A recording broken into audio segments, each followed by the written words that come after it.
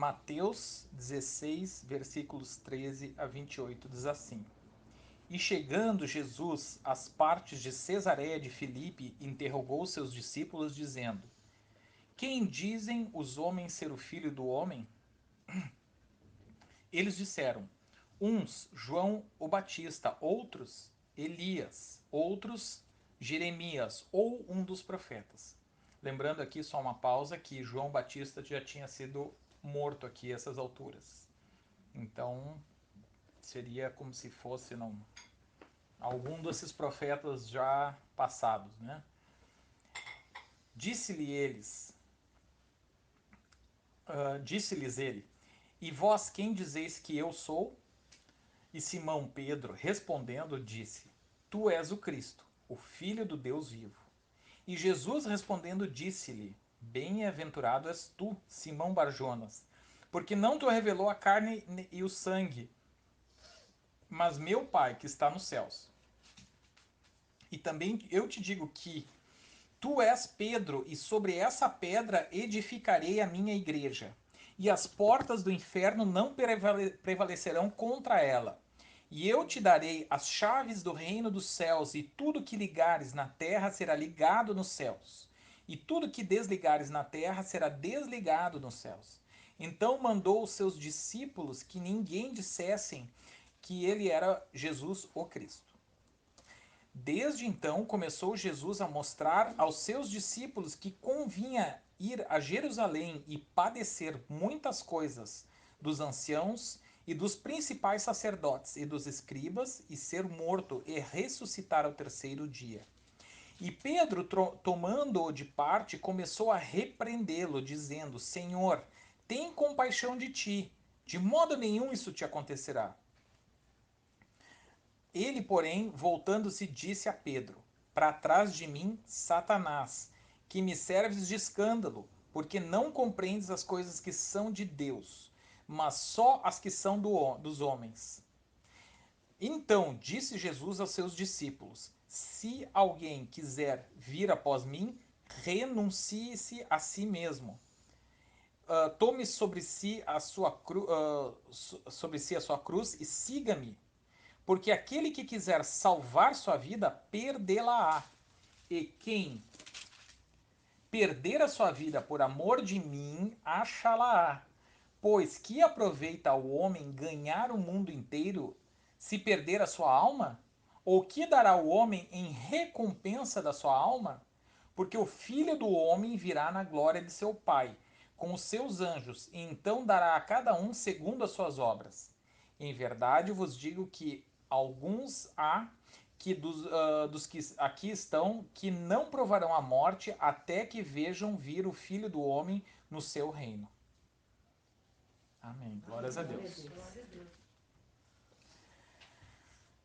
Então nós iniciamos esse momento, esse encontro, entendendo esse contexto quando Jesus questiona, fala com os discípulos e porque Jesus já vinha fazendo milagres, já vinha fazendo maravilhas, já vinha fazendo prodígios, e o nome dele já era comentado. De Jesus, aquele que nasceu, o Galileu, já era comentado. E os homens diziam muitas coisas a respeito desse homem chamado Jesus. Diziam que ele era isso, que ele era aquilo, que ele era que ele era João, aquele que foi decapitado, mas ressuscitou. Diziam que ele tinha ressuscitado. Outros diziam que não, que era Jeremias e assim por diante. Elias, porque na verdade Elias foi tomado. Então por isso que muita coisa se fala em torno de Elias, inclusive na Transfiguração e no livro de Apocalipse se fala. Então daí falam Elias, outros falam Jeremias e assim por diante. E aí ele tá, ok, isso é o que eles dizem. E vocês, quem dizem que eu sou? E aí Pedro faz aquela confissão maravilhosa que tu é o Cristo, filho do Deus vivo. Bem-aventurado és tu, Simão Barjonas, porque quem te revelou não foi carne e sangue. Quem revelou para Pedro? Quem revelou que Jesus é Jesus? O Espírito Santo. Então, as coisas do Senhor, as coisas mais. Uh, o secreto do Senhor é revelado não é por carne e sangue. E a gente pode entender que nós estamos num corpo de carne e sangue. E aí nós temos que. Tem muitas coisas que compete a nós, enquanto carne e sangue, fazer, né, as coisas do nosso cotidiano. Mas as coisas espirituais, né, quando eu digo cotidiano, ainda falando do cotidiano, né, o dia a dia, o cozinhar, o fazer, o cuidar da nossa rotina, muitas coisas são coisas que não dependem da fé.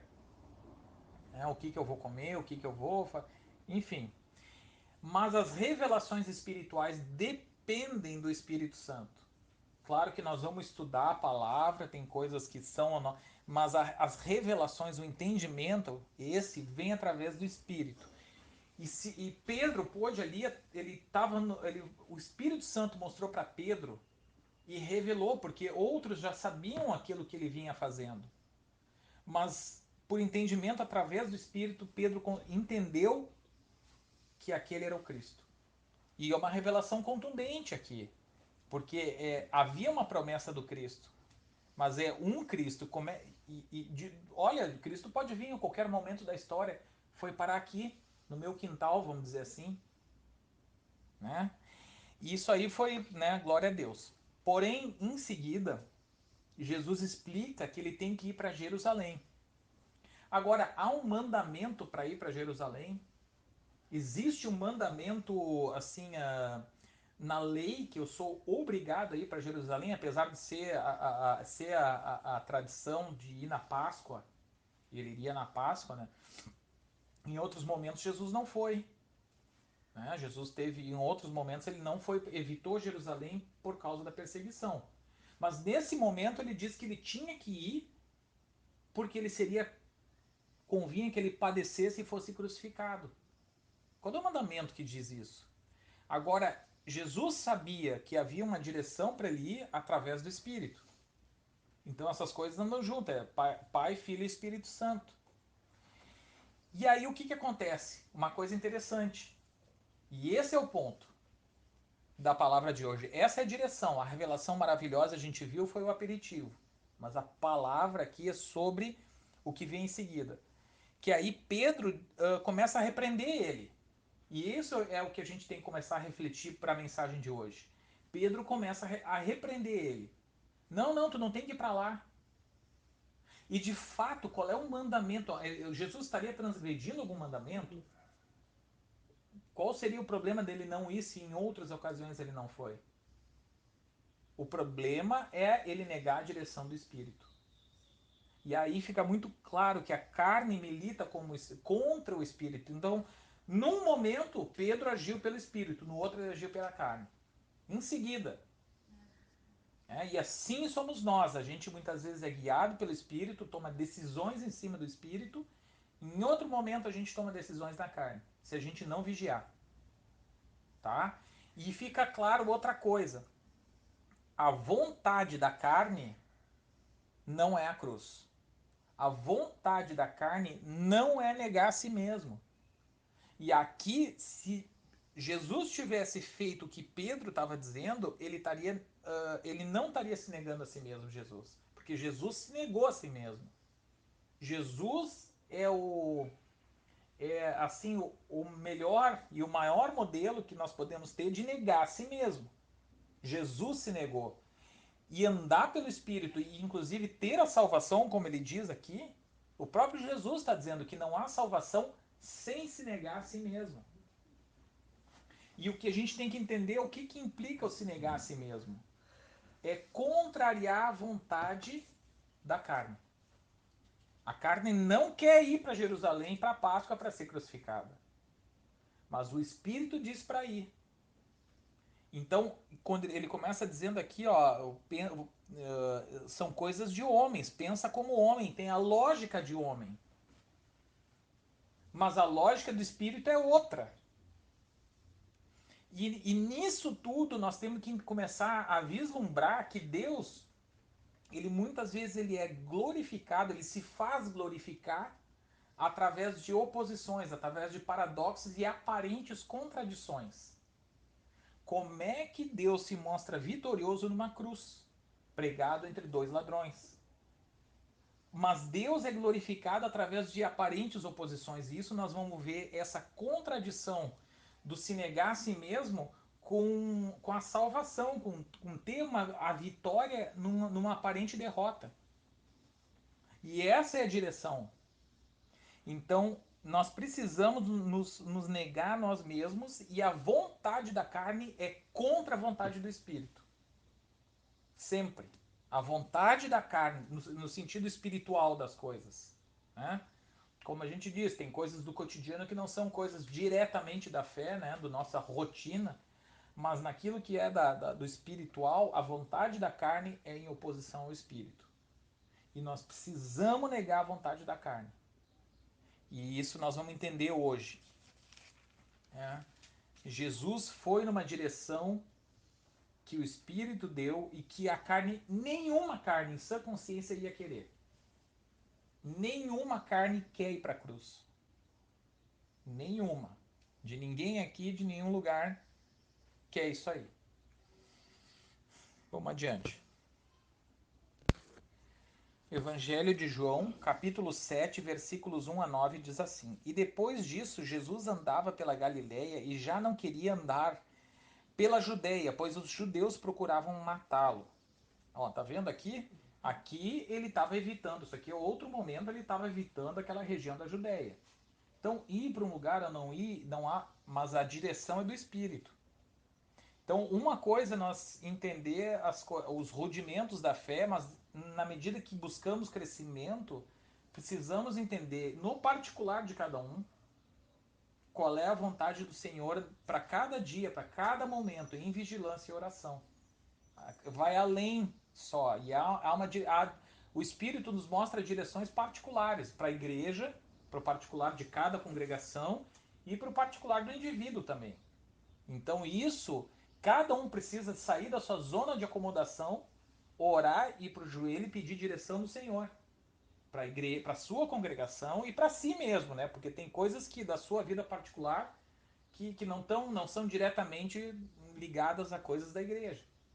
Então cada um é responsável pela sua própria vida espiritual também, junto com a igreja, entende? É algo coletivo e ao mesmo tempo também individual.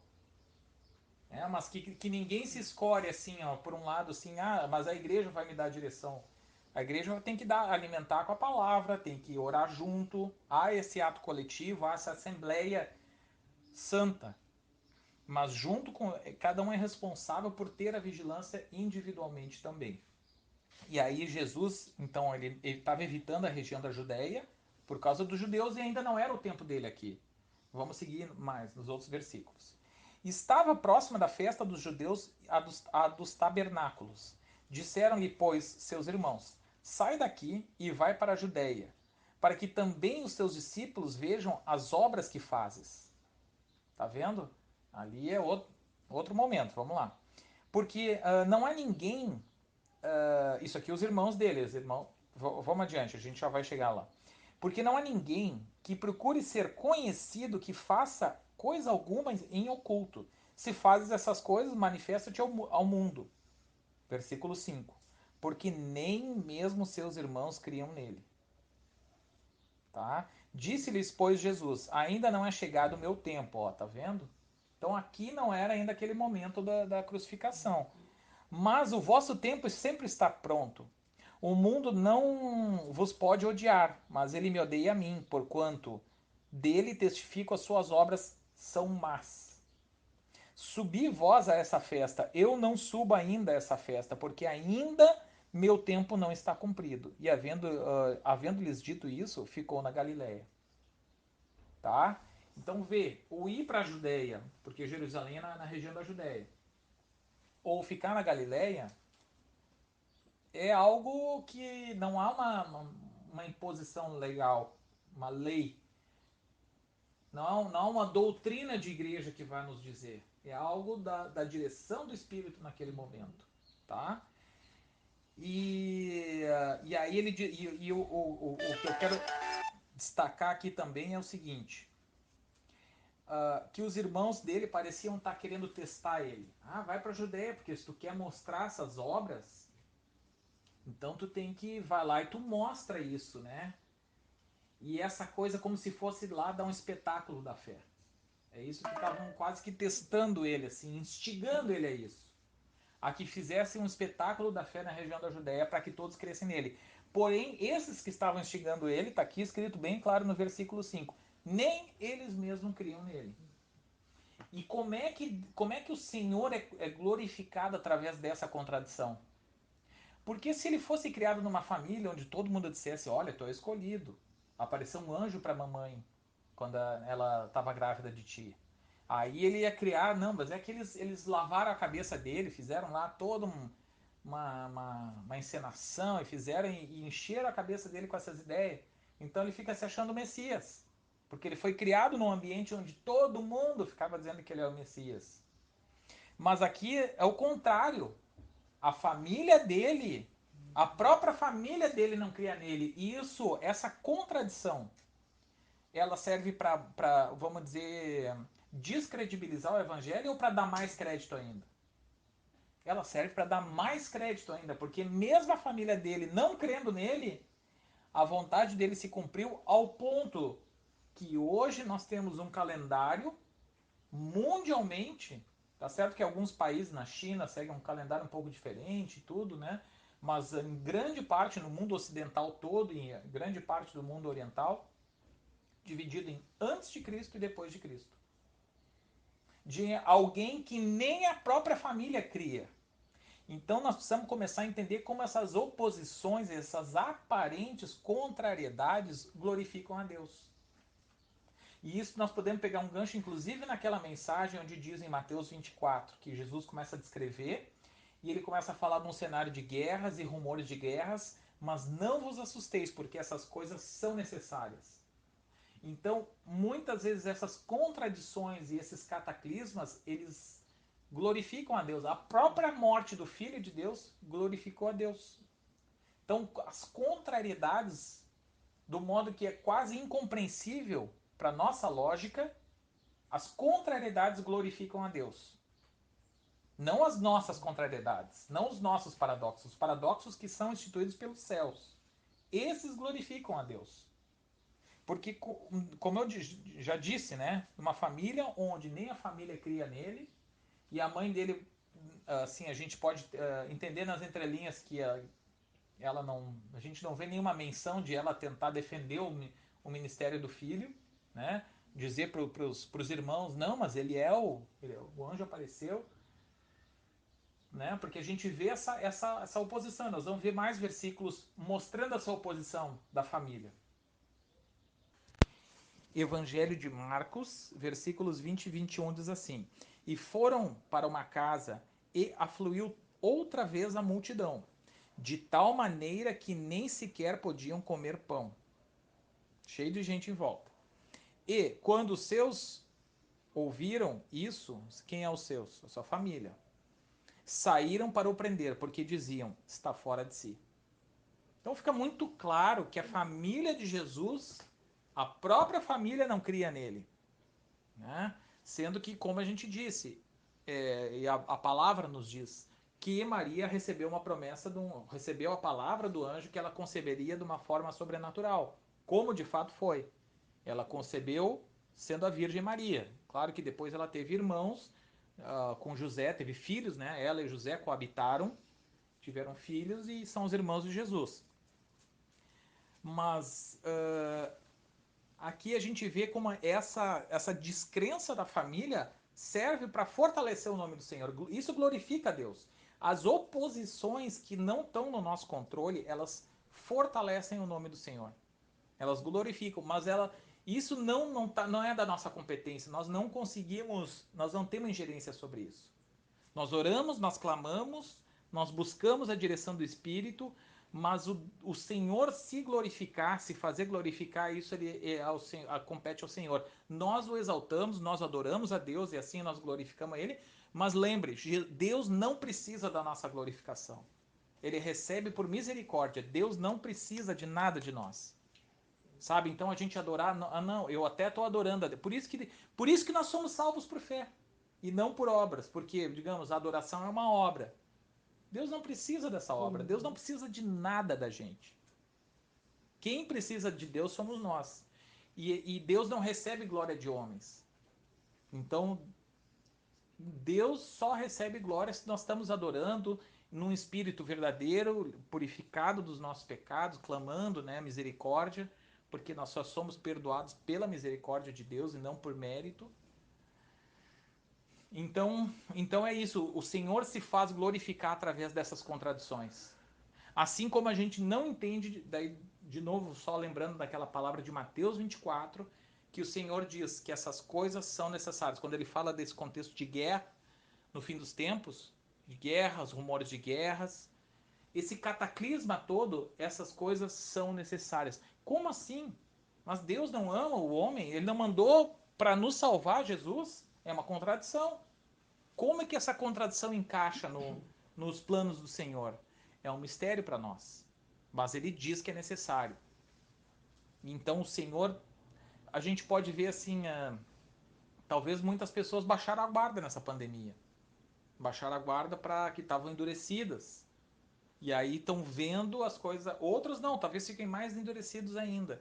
Por isso que eu digo, isso não nos compete. O Senhor, nessas contradições, ele é o regente. A nós compete nos humilhar diante do Senhor, adorar Ele, saber que nós não merecemos nada e clamar por misericórdia, que Ele nos guie através do Espírito e Ele nos ama. A prova disso é ter mandado o Filho dele morrer na cruz. Uma morte horrível. Então nós temos que crer que Deus nos ama. Vamos adiante aqui em Mateus 12, versículos 46 a 50. Eu vou ler ali. Mateus 12, versículos 46 a 50 eu vou ler. E falando ele ainda à multidão, eis que estavam fora sua mãe e seus irmãos, pretendendo falar-lhe. E disse-lhe alguém: Eis que estão ali fora tua mãe e teus irmãos, que querem falar-te. Porém, respondendo, disse ao que lhe falara: Quem é minha mãe? Quem são meus irmãos? E estendendo sua mão para os seus discípulos, disse: Eis aqui minha mãe e meus irmãos, porque qualquer que fizer a vontade do meu Pai, que está nos céus, este é meu irmão, irmã e mãe. Então a gente vê que em todo esse contexto de contrariedade, principalmente a gente vê dos irmãos, a gente vê nesse contexto como a vontade do Senhor, e o Senhor está além dessas coisas da questão da família, das coisas da carne, e com isso a gente não é um menosprezo de forma nenhuma aos nossos familiares. Quem não honrar pai e mãe, isso é um pecado, não honrar pai e mãe, mas a gente tem que entender que a vontade do Senhor está acima das coisas da carne. Então nós honramos, nós amamos familiares, convidamos eles, exortamos eles na palavra, no ensino, mas a vontade do Senhor está acima disso tudo. E entendendo que muitas vezes Deus tem um tempo para cumprir as coisas. Tanto é que os irmãos dele se converteram. Depois, demorou para cair a ficha, vamos dizer. Tiago, esse Tiago que está aqui, é um desses que estava desprezando. Esse Tiago daqui não é o Tiago, irmão dele, o irmão do Senhor. Esse é o Tiago que estava desprezando ele aqui, que ainda não acreditava nele. Então Deus tem seu tempo para as coisas. Ele fazia parte do templo, ele estava estudando lá Ele no não templo. ele não cria em Jesus, que Jesus era o Messias. Tudo isso que nós lemos sobre os seus, que achavam que ele estava louco, que nós lemos agora, até agora, Tiago era um desses, era o irmão, um dos que não criam. E depois ele se converteu. A partir de Atos ali a gente vê a conversão e a própria... em Atos a gente vê ele, né, em outra posição, convertido, e depois a gente vê o livro de Tiago ali, que é a carta dele, que ali a gente vê realmente a carta de um homem convertido, né? Então Deus tem o tempo, a gente não nos cabe. Com certeza Jesus sempre amou seus irmãos, mas a direção do Espírito e a vontade do Senhor é acima disso. Então, que a gente possa buscar as coisas do Senhor sempre, amando os nossos, não menosprezando, mas entendendo que o Espírito tem o tempo para tocar cada um, né? E assim como esses aí foram tocados. E que a gente nunca abra mão da vontade do Senhor, amar Deus acima de todas as coisas. É muito clara a palavra. Vamos para mais dois textos ainda. Um é Marcos 16, 9 a 20.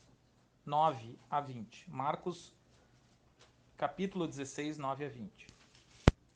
Evangelho de Marcos, capítulo 16, versículos 9 até o 20. Diz assim: E Jesus, tendo ressuscitado na manhã do primeiro dia da semana, apareceu primeiramente a Maria Madalena, da qual tinha expulsado 7 demônios. Uma pausa aqui, lembrando que Jesus, quando Pedro começou no início, a gente viu Pedro disse para ele não ir para Jerusalém, que não, tem compaixão de ti mesmo, ele fala até, tem compaixão de ti mesmo, não vai, agiu na carne e foi repreendido. Ele muitas vezes ele disse também que ele ia ser morto e ele ia ressuscitar. Então, vamos retomar a leitura nesse entendimento. Então, ele apareceu para Maria Madalena, tá? Depois de ele ter ressuscitado. E, partindo ela, anunciou àqueles que tinham estado com ele, os quais estavam tristes e chorando. E, ouvindo eles que vivia e que tinha sido visto por ela, não o creram. Agora, não é só a família de Jesus não crendo. Os discípulos não estão crendo. Tá? Os discípulos já entendiam que ele era o Cristo. Pedro disse isso. Mas eles não creram em Maria Madalena. Mas não é que Maria Madalena falou isso, simplesmente uma profecia se cumpriu. Não, Jesus disse diretamente, abertamente a eles: eu vou ir, eu vou morrer e vou ressuscitar em 3 dias. Foi dito. Aí ele parece que tudo isso aí se evaporou. Sendo que não só a morte, quando ele já estava morrendo, ele disse: eu vou ressuscitar. Antes, ele se entregou à morte, morreu, já tendo predito tudo. E que ele ia ressuscitar. E aqui, ó, vou ler de novo. E ouvindo que eles que vivia, que tinha sido visto por ela, não o creram. Os discípulos, não é os irmãos. Os apóstolos. E depois manifestou-se de outra forma a 2 deles que iam de caminho para o campo. E indo estes, anunciaram-no aos outros, mas nem estes creram. Então veio primeiro Maria Madalena, depois outros 2, como é narrado em outros evangelhos também. E aí eles foram lá e falaram para os demais. Então agora Maria Madalena, outros 2, já são 3 testemunhas, que ainda assim eles não creram. Algo que foi predito pelo Senhor. Isso aqui é outra contradição. E isso serve para diminuir a força da palavra, o testemunho do evangelho, ou fortalece? Isso fortalece, porque esses mesmos que não creram se entregaram à morte depois. Todos eles foram martirizados, com exceção de João, que eu me lembro só, né, que morreu uma morte natural. Os demais foram martirizados, se entregaram para algo que neles não. Primeiro confessaram, mas não entenderam direito o ministério dele, acharam que talvez fosse. Eu entendo que eles acharam que era um rei nesse mundo, assim como muitos. E que não que seria um reino espiritual onde tu se entrega a negar-te a ti mesmo para ser coroado no espírito. Vamos seguir aqui no 14 em diante. Finalmente apareceu aos 11, estando eles assentados à mesa, e lançou-lhes em rosto a sua incredulidade e dureza de coração, por não haverem crido nos que o tinham visto já ressuscitado. Tá? E assim, não é um testemunho vazio, vou falar de novo. Foi anunciado pouco tempo antes que isso ia acontecer com ele. Então é um testemunho, um retestemunho, um terceiro testemunho, e ainda assim a dureza de coração perdurou. E disse-lhes: Ide por todo o mundo, pregai o evangelho a toda criatura. Quem crer e for batizado será salvo, quem não crer será condenado. Estes sinais seguirão aos que crerem. Em meu nome expulsarão os demônios, falarão novas línguas, pegarão nas serpentes, e se beberem alguma coisa mortífera, não lhes fará dano algum. E porão as mãos sobre os enfermos e sararão. Ora, O Senhor, depois de lhes ter falado, foi recebido no céu e assentou-se à direita de Deus. E eles, tendo partido, pregaram por todas as partes, cooperando com eles o Senhor e confirmando as palavras com os sinais que seguiam. Amém. Mas o ponto central é justamente essas contradições e como essas contradições glorificam a Deus. A contradição da cruz, a contradição do negar-se a si mesmo, a contradição do espírito ser contra a carne, e nós não seguir a direção da carne, sim do espírito. Clamar a ela em vigilância de oração, jejum, clamar a direção do espírito para a nossa igreja, para nós mesmos como indivíduos também. Essa é a direção. E nessas contrariedades de nós muitas vezes obedecendo e não seguindo a direção da carne, Deus é glorificado. Não é no fazer o nosso querer que Deus é glorificado. No fazer o nosso querer, aliás, a gente não está na direção do Senhor, espiritualmente falando. Não é eu quero comer, hoje eu vou comer arroz e feijão e não é disso que se fala, né? Mas eventualmente até isso. O próprio jejum é algo que não agrada a carne. E é algo que a gente é chamado para rotineiramente buscar, oração e jejum. Mas jejum nunca vai agradar a carne, nunca. Quem disser que aqui que gosta de, sua carne gosta de jejum, olha, eu vou olhar assim com suspeita, assim. Porque eu não consigo me imaginar assim, não conheço ninguém assim, sabe? Eu vou ficar um dia inteiro sem comer, 2 dias. Tem gente que faz jejuns até mais prolongados. E isso aí é muito, muito bom. Não, entende? Então, mas não se resume nisso. Isso é, um, é uma das coisas, né? O Senhor pode nos mostrar outras coisas que vão contra a nossa vontade. Nossa vontade não é ler a Bíblia.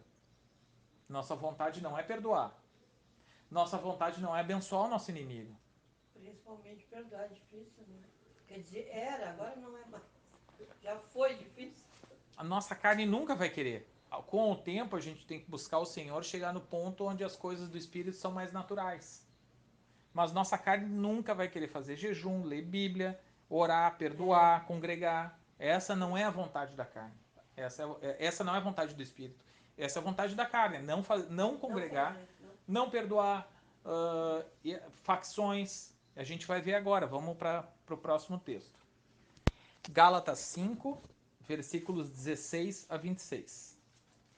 Digo, porém, andai em espírito, e não cumprireis a concupiscência da carne, porque a carne cobiça contra o espírito, e o espírito contra a carne, e esses opõem-se um ao outro, para que não façais as coisas que quereis. Mas se sois guiados pelo espírito, não estáis debaixo da lei. Porque as obras da carne são manifestas, as quais são adultério, fornicação, impureza, lascívia, idolatria, feitiçaria, inimizade, contenda, ciúmes, iras, pelejas, dissensões, heresias, invejas, homicídios, bebedices, glutonarias e coisas semelhantes a essas, acerca das quais de antemão vos declaro, como também já antes vos disse, que os que cometem tais coisas não herdarão o reino de Deus. Mas o fruto do Espírito, o fruto, no singular, do Espírito é amor, gozo, paz, longanimidade, benignidade, bondade, fé, mansidão, temperança. Contra essas coisas não há lei. E os que são de Cristo crucificaram a carne com suas paixões e concupiscências. Se vivemos em espírito, andemos também em espírito. Não sejamos cobiçosos de vanglórias, irritando-nos uns aos outros, invejando-nos uns aos outros. Então, a carne quer fazer toda essa lista aqui. E todos, sem exceção, já andamos em mais de um dessas obras aqui, no passado. E quem sabe no presente, porque ainda não estamos aperfeiçoados, ainda precisamos orar para algumas coisas aqui, para abandonar, porque a carne quer tudo isso aqui. E o fruto do Espírito fala em um fruto, então a gente tem que buscar ser completo em tudo aquilo. E não, eu sou. É que eu tenho amor, mas eu tenho o problema da ira. É algo que a gente tem que orar para abandonar. e assim por diante. Todos os demais, fornicação, fala ali de glutonaria, bebedice, homicídio, inveja, fala de coisas externas, né, como homicídio, mas coisas que são internas do coração, invejas, né, dissensões, pelejas, ciúmes, contendas, heresias e assim por diante. Então a carne quer as coisas que não são do Senhor, e isso nós temos que negar a todos. Como todos nós já andamos nessas obras, a gente tem que ser vigilante para abandonar elas, mediante jejum e oração. Muitas vezes a gente não tem força. Isso nós temos que entender e admitir, confessar. A gente não tem força muitas vezes por nós mesmos de abandonar, porque a opressão do pecado e do mundo espiritual é tão grande sobre nós que a gente não é dono da própria vontade. Então a gente acaba... Por que a gente obedece o pecado? Porque o pecado ele exerce uma influência sobre nós maior do que a gente pode resistir. E a gente acaba cedendo, mesmo sabendo dessas coisas. Paulo fala disso em Romanos. No livro de Romanos ele fala, nós não vamos entrar hoje, mas ele nos declara como escravos do pecado. Ou seja, tu faz aquilo que tu não quer. Tu cumpre o que tu não quer porque tu é escravo mediante a carne.